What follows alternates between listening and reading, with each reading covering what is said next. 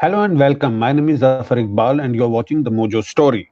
Now, former Pakistan Prime Minister Imran Khan has been granted pre-arrest bail until Thursday. Following this follows after there were dramatic scenes in Pakistan on Sunday night when Imran Khan's speech at a public rally, which was live streamed, was stopped midway. Khan has been targeting country's police and the judiciary over treatment meted out to his arrested colleague Shahbaz Gill. Now, Gill had made some controversial comments on a TV channel ARY, following which Gill was arrested, and ARY was also taken off air.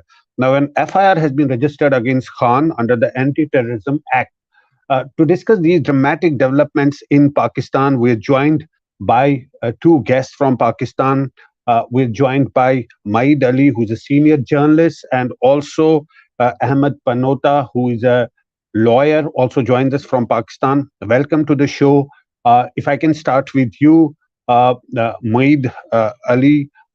We saw that, Imran Khan has been critical of the government and the establishment for some time. But what is it that prompted the government and the police to file an FIR against him? That too in an anti-terror case.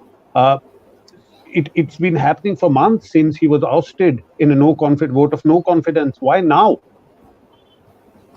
Imran Khan had sort of upped the ante lately, and starting from the new government of Shahbaz Sharif, or the coalition government of the PDM, now he has moved his guns towards the establishment, and not only he's been criticizing the establishment lately.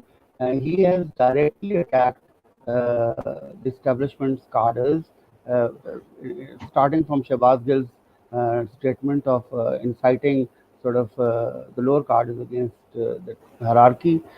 He's been not only supporting Shahbaz Gill.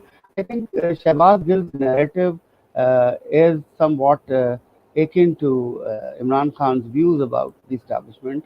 And right from the word go, when his government was ousted, it was almost on the cards that he would turn to the establishment once he would exhaust all his options for making the establishment budge in his favor.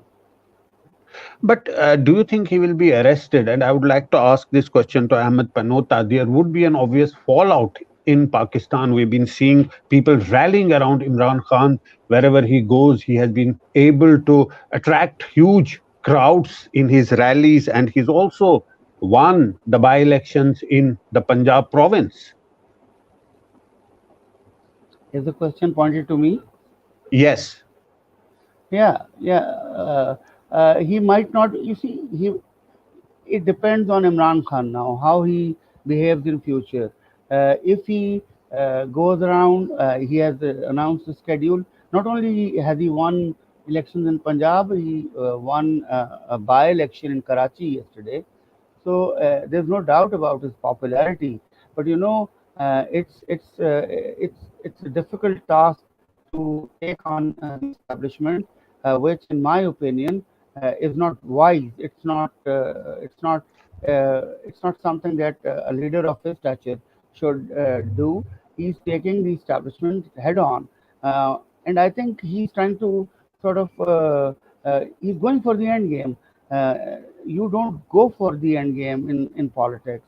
You keep on negotiating with the power that be, or whosoever you could talk to, and you can muster up support. You can ask for fresh elections, but you cannot make people stand up against the armed forces of the country, which in my opinion are the backbone and the only institution that perhaps is still surviving despite all our problems.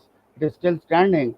It was an attempt on creating a rift between the forces, which slightly you see, which slightly already exists between. I won't say between the ranks, but between the families. So he has taken them from the inside now, and No, it's not on for him. if I can ask Ahmed Panota, what he has said that has created that rift. We know that Shehbaz Gill made that statement. His party has sort of distanced from it initially, but what has he actually done, which shows that he's anti-establishments, besides uh, indirectly addressing them as neutrals and all that? Do you think that uh, he will be arrested, and obviously there will be a fallout if that happens, given the fact that he's been able to attract large crowds and he has a huge following in that country? Well, to answer your question, I need to put you in perspective first. That first of all, Shehbaz Gill, he made a statement which, for many, must have been a statement which is tried or maybe is borderline statement as far as the rank and file is concerned. But as far as Shehbaz Gill is concerned, the statement that he has made is exactly a reflection of what has been said in the Supreme Court of Pakistan in one of its judgments in 2013. It's the famous Askar Khan case. And I repeat, it says that you are not supposed to follow an illegal order if it is made by your seniors, and the judgment is also in the context of military. But here, Shehbaz Gill was not trying to involve military or rank and file in any way. All he was trying to say was that anybody who issues an illegal order must not be followed, number one. Number two, Imran Khan has categorically stated on different occasions and is time and again saying that Pakistan army is one of the most important institutions and need of the hour for Pakistan. We need a strong army to exist in the existing geopolitical structure that have and we are existing at the moment. Where the actual problem started was when, because of Shehbaz Gill, the party had to, of course, come out and defend Shehbaz Gill, but not his statement. Shehbaz Gill was basically tortured, apparently allegedly tortured in his custody. That is Yes, there what were was those targeted as part of Imran Khan. there was those Exactly, visuals as part of also, Imran Khan's but legal team. who There was decides a command is a legal or an illegal command? Who will decide that? The people on the ground have to take the nobody. command from the top. No, no, no, no. First of all, nobody is deciding it, or nobody is asking the military or the military officials to decide this. All he is doing is that he was making a statement. Now coming to Imran Khan delivered a speech. In that particular speech, he made three assertions. First of all, he said that the Inspector General of Police and the Deputy Inspector General of Police and that magistrate which decided the case against them, he has every right to prosecute them or go against them. That was all he said. However, that statement has been taken to as something which has been said in negation of the Constitution. He has every right to say that. Now, the FIR which has been registered against him under Section 7 of the Anti-Terrorism Code, the Supreme Court of Pakistan is very clear on that anti-terrorism provisions cannot be used in such like situations, no matter how gruesome the act is. If it is not done with the intent to cause terrorism, you cannot invoke these provisions. So it is basically a politically motivated case which everybody knows in Pakistan. And today, that is precisely why the court released him on an ad interim bail. And I believe that his bail will be confirmed. And there is no way that this gentleman can be arrested. He's one of the most popular leaders of the country at the moment. Even the establishment realizes that. Even all other stakeholders realize that. And even otherwise, the Uh, Constitution of Pakistan is clear. The right to free speech exists. Anybody can speak as long as it does not disturb the three situations: but Pakistan Army, Ahmed Panota, integrity. the fact is that Imran Khan has, after he was ousted in a vote of no confidence, he has been doing these rallies. He has been going to people almost on a daily basis, making speech, interacting with people on social media. He's doing it almost on a daily basis every day, but that has not helped him to go to achieve his goals of having an election in Pakistan. Doesn't it also show some sort of a desperation on his part that he's taking a more strident sort of a stand now by making those comments? Well, if you look at it from Imran Khan's point of view, he's a political worker and he is trying to exploit every single possible constitutional provision that he can, or any other legal provision for that matter, to call for an early election. So he has got two options. He remains within that legal framework, or he comes out on streets and jams Pakistan. And mind you, he has that capacity as well. He is trying to exercise restraint, and he is trying to exercise the situations and the provisions which are available to him. However, to call the elections, that is strictly the prerogative of the sitting prime minister. So I mean, there is nothing wrong that he is doing on the streets. He's just asking for elections because he feels that he was wrongly removed through a no confidence motion, which was backed by a foreign conspiracy. So I believe, Okay. as a political worker, if he's making a statement in public, which a lot of people are subscribing to, there's nothing wrong with that. Maid Ali, the point is that the more harsh measures that the government takes against Imran Khan, in the end, makes him more popular. More and You more see, people get attracted towards his appeal. So, don't you think it's counterproductive for the powers that be that if they arrest him or if they take strict action against him or his followers or his party members, that will in turn make him a bigger figure, a larger than life politician in Pakistan, which he already is drawing crowds in such large numbers to his rallies? Doesn't it prove counterproductive for those who are taking those decisions of slapping a FIR against him or his likely arrest? Well, you're right, absolutely right, dot on. But the government is running, and here I think we should be straight about it. It's not just the government; the establishment also is taking care of the issues at the moment, because issues pertain to the institution. And I don't agree with my colleague here, who said that he's not doing anything. He's just asking people to come out in the streets. He's inciting the people. He's hurling direct threats to the armed forces, to the chief of the armed forces. He's calling them names, and he's gone beyond all limits, all lines I've ever. I've been in the business for the last 30 to 32 years, and I haven't seen any leader crossing that limit. And in that manner, directly. Maid Ali, I may want to interrupt here, but in the past we have seen speech of Nawaz Sharif, of other prominent politicians in Pakistan like Maulana Fazlur Rahman and others who have been more, sharp at criticizing the armed forces and its leaders. Why are they at the helm of affairs now and guns are only pointed towards Imran Khan? You see, the point is that we don't understand one thing very clearly. They were asking the armed forces to play their constitutional role, to stay away from politics. Imran Khan is asking them to intervene and put him in the prime minister's office. These are two different things, entirely different things. He's he wants power again. He is inciting people. And mind you one thing very very clearly, that, well, of course, he can take advantage of the crowd that he is pulling, but once the institution gets stirred up, once it decides to sort of put its foot down, then I know that these people won't be there to help Imran Khan and to help the party, because confrontation is something that nobody wants in this country. And once the armed forces, or the establishment, or whatever you call them, if they decide to to sort of throw the anchor, then it will be very difficult. We'll be in a mess, because uh, it doesn't matter to any politician if a few people get hurt in protests or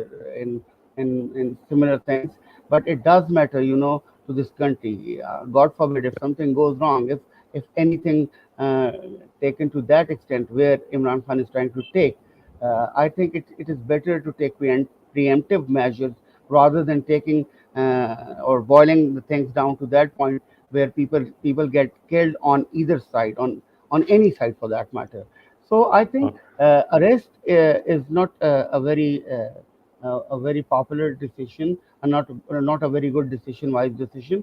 But Imran Khan will have to be curtailed. He will have to be contained. If he's not, then we are heading for a disaster. We are heading for chaos. But how can he be curtailed? By just blocking his speech on the social media, by putting off the channel which projects him? Are those measures that can curtail him? Don't you think those are That is in the end that undemocratic measures? No, no. You see, it's undemocratic is something else. Against the law is something else. The channel was, though I am not in favor of putting channels off the air, but channel had also crossed the limits. If you'd been watching some channels, they had crossed the limits in favor of Imran Khan. And it's not just Imran Khan. Now we have a clear division in Pakistan as far as media is concerned, that some channels are in favor of the opposition or the establishment, and some are in favor of Imran Khan, and they've been doing it since 2014. You see, it's not new. So now the stakes are very high for the establishment, who, in my opinion, groomed Imran Khan in its lap, and now they're paying the price of this Frankenstein, which has come out of the bottle now. It's a genie which is hard to control, but it will have to be controlled. Otherwise, we are heading for very troubled waters.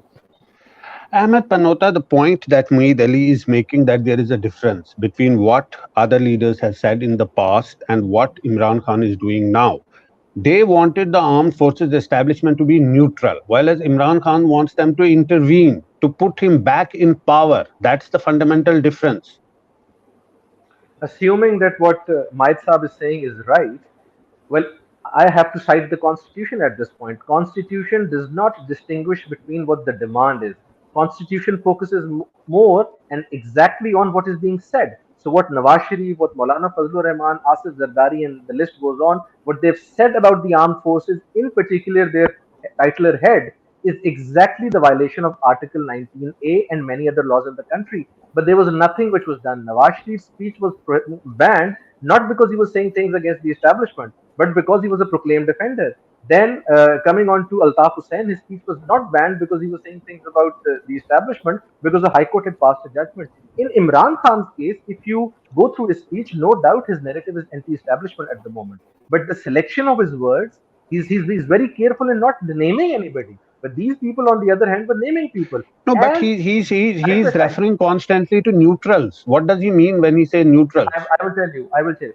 And secondly, Imran Khan is not asking for them to intervene and bring them back into power. Imran Khan realizes the importance, and I agree with what Maid Saab had said, that establishment is a reality in Pakistan. Imran Khan realizes that importance, and ever since the time that neutrals have made a statement that they are neutral now and they are not interfering, all Imran Khan is saying is that you cannot be neutral at this stage. It is just like putting two people into something and then you say, I'm neutral. You have to play your part and make sure that the end to this controversy, what is happening in Pakistan, which is of course not good for the country, is to go for fresh elections and a mandate. Because after the no confidence motion, Imran Khan and his party feels that the mandate was stolen. So he wants a fresh mandate to be called for, and of course establishment can play a very, very important role. He's not asking for them to put him back into power. If the assumption is that after the elections he will come back into power, then it's a different way of looking at that statement. And also want to make a comment about ARY. That's the channel that was being discussed here. ARY itself has never ever said anything about Pakistan Army or the establishment. In fact, It has been a channel which has been very closely working with them, and they've been supporting them. It was after Shehbaz Gill's statement that the whole fiasco started. And it is the channel's right to be aired after the Sindh High Court judgment, which is clearly on record. They cannot be put off air. The laws of PEMRA and the Constitution very clearly state that. However, before we go to Maid Saab, we'd like to play an excerpt of the speech which led to the filing of an FIR against the former Prime Minister of Pakistan. Shahbaz Gill ने जिस तरह उसको उठाया, 2 दिन जो तशद्दुद किया, और फिर एक आदमी को इस तरह उन्होंने रखा जिस तरह पता नहीं कितना बड़ा मुल्क का कोई गद्दार पकड़ा है। शर्म करो। आईजी, इस्लामाबाद आईजी, तुम और डीआईजी, तुम्हें तो हमने नहीं छोड़ना, तुम्हारे ऊपर केस करना हमने।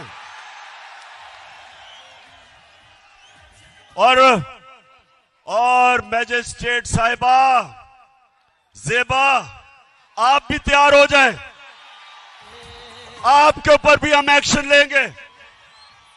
आप सबको शर्म आनी चाहिए। फिक्र ना करो, हम केस करने लगे हैं इनके ऊपर। हम अगर गिल के ऊपर केस हो सकता है तो ये सारे फजलू के ऊपर, नवाज शरीफ के ऊपर, राना सनाउल्लाह, इन सब के ऊपर हम केस करने लगे हैं। Right. Allow So me, I that want was, to make a comment on that. yes, yes. Please go Yes, ahead. my comment as a lawyer, and of course, Mohit Saab is my senior, and I have a lot of respect for him. But my Yeah. comment as a lawyer and as an observer is that IG तैयार हो जाओ हम तुम पे case करने लगे हैं, DIG तैयार हो जाओ हम तुम पर केस करने लगे हैं, such and such person हम केस करने लगे हैं. Now filing a case or the intent or expressing an intent to file a case, how is that illegal or unlawful? And in the FIR, it has been mentioned that he has been threatening the IGP, he has been threatening the DIG. So if I say sitting here that I want to file a case against the IGP, my sole question is, how is that culpable under the Anti-Terrorism Act? So, in other words, if I were to put it in one line, what essentially is being said here is that Imran Khan, by expressing an intent to file a case against the government official, should be booked under the Anti-Terrorism Act because he has done or committed an act of utmost terror, a law which is designed purely to deal with terrorism. I mean, it's a joke of these legislations. It's just like making a mockery out of the whole system. Okay, we'll ask Maid Saab. We'll ask Maid Saab. What is so problematic about it when he says that he will approach the court of law in a democratic country? I assume that is the right of every individual if he feels that he has met with some injustice. So what is problematic here? Yeah, there's no doubt about it. As far as IG is concerned and the DIG is concerned, and his wish to file a case against them, there's nothing wrong with it. The way he named that magistrate, and you see, she's part of the judiciary, and you don't name people, and it's very dangerous to name people in a very charged crowd. That's the point. And it's not just naming the people. Though I am against the 780A because it was used during Musharraf's tenure very frequently against PML and against other detractors of the regime at that time. I am against it. But you see, it's not just these virtues which have led to this complaint against Imran Khan. I think it's a gradual process. They've been watching him and they've been seeing him how he's sort of talking about the establishment, saying, naming them Halaku Khan or naming people like that. It's they have taken it like an incitement, and I know it's not the right path, and I agree it's not the right path. The more you push him, the more he has made no bones about that. He said in the past that if you would push me against the wall, I'll become dangerous, and he's becoming dangerous. It is now. But as you say that it's a gradual process, they have been watching him. Do you think it's ultimately leading to his arrest in the end? You see, I think it should not lead to that point. It should not. There should be some. You see, the problem is that Imran Khan doesn't want to sit with the present government, with the incumbent government. He doesn't want to talk with anyone except for the top leadership of our armed forces. And you see, vice versa. The point is, as far as the government is concerned, they might be willing to sit with him and resolve the issue. Elections, yes, elections, if announced, are the ultimate, I think, resolution of the issue. But that is what Imran Khan is demanding, elections. Yeah, so what? Yeah, but you see, the problem is that the present regime, which is the present government, I would say, I'm sorry, the present government, they had taken a huge step forward, might be in the right direction, might be in the wrong direction, I would say, and they are not ready to pay the political price for assuming power at that time. And now they know that if they would go to polls, they would lose heavily, and they want to sort of buy some time. Mohit Saab, if Ahmad Panota can come in, aren't they losing both ways? If they go to polls, a strong wave in favor of Imran Khan. If they don't, inflation is rising. There's a price hike. Fuel prices are going up. The dollar rate is going up. So aren't they losing both ways?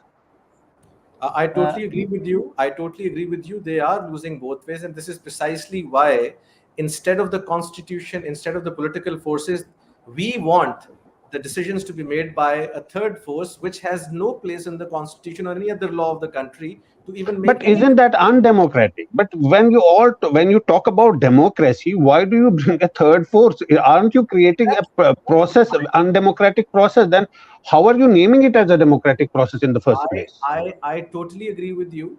I am not the one who's saying that this third force should or make any decisions. What I am telling you is that this third force is very important in the current given setup of Pakistan and many countries in the world. I have all the respect for the armed forces, and I think they are very important, as I said in the start of this program. But here, what's happening is that these are political issues. These must be dealt with politically under the constitution by the political forces. And Imran Khan is only asking the powerful sector, which being the establishment in this case, to facilitate this so that in the end a political resolve can be taken out of it. But then Imran Khan will have no right in the future to tell them to be neutral, because tomorrow, if suppose assume Imran Khan comes to power, then what right he has to tell them to stay out of it? Because today, if he is asking them to come and intervene, in the future, how can he tell them not to do it? You see, a situation or a solution to any such situation cannot be just a cold turkey. What you can do is that it's a gradual process. If you review Pakistan over the last maybe 30, 40 years, there is a transitional shift. Situation is getting better. At the moment, I mean, maybe it had it been 10, 20 years back, I don't think so. Imran Khan would have been out rallying like that. He would have been behind bars. So today, the courts in the country, they have set him free. He's allowed to rally. He's allowed to conduct political gatherings. And So, we are discussing such issues on TV about the establishment. And I think it's a gradual but process. but but but Role will but be. what is Meet Saab, if I can ask you? But before I go to you, I want to play that small video when he was ousted in vote of no confidence. That large crowds came onto the roads and in favor of Imran Khan and against the change of government at that point in time.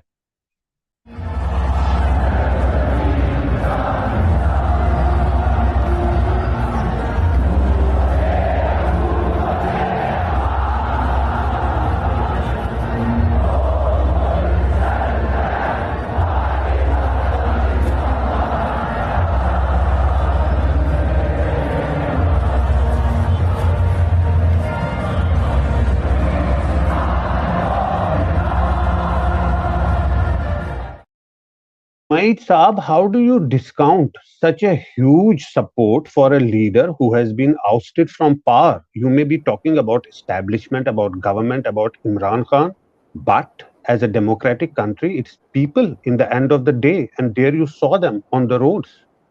Yeah, he's got a massive support, especially after losing the prime minister's office, and that support is growing every day.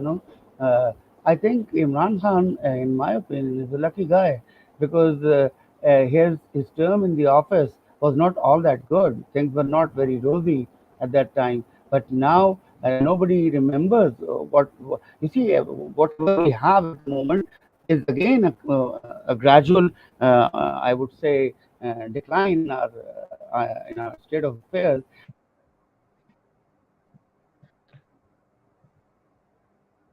Okay, we seem to have lost the line with Maid Saab. Ahmad Panota, last word to you before we wrap up our show. Yes. What I want to say in the present scenario is, first of all, we must clear this notion that Imran Khan has been statedly clear almost in all public gatherings that he has utmost respect for the armed forces and the establishment, and no statement of his should be taken against the armed forces. However, as a political person, as the leader of the largest political party in Pakistan, I would say one of the most popular leaders in the country at the moment, he has every right to demand a political resolve of a political question which he is confronted with at the moment. Establishment can Right. play its role, but Yes. that minimal role should not exceed to a level where they start deciding the fate of this country. Right. And also, there should be no change in stance. If today somebody says some force to be neutral tomorrow, the same person cannot drag them back into the equation and tell them not to be neutral. That brings us to the end of our show. Thanks to our panelists for joining us. That's all we have in today's show. Thanks for watching. It's great to see you here. Thank you for watching our work.